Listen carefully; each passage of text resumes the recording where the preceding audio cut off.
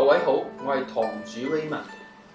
我希望無論大家咩出身都好，都可以享有金石文化嘅興趣同埋權利。今日我喺肇慶市披雲樓同大家分享一件美物，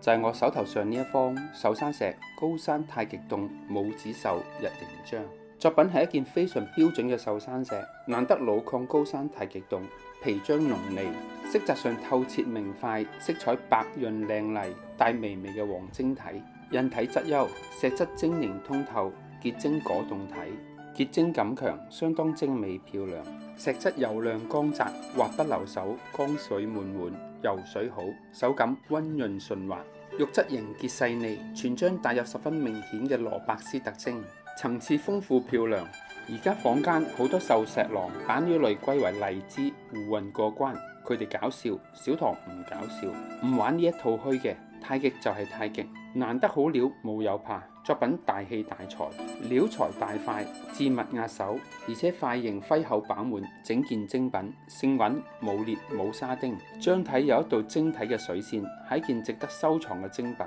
作品印扭雕工屬於福州嘅工藝，圓雕類嘅表色，母子情深，古獸印章。由於石材成器，藝師喺平台印上邊施藝雙工作品，雙工母子獸。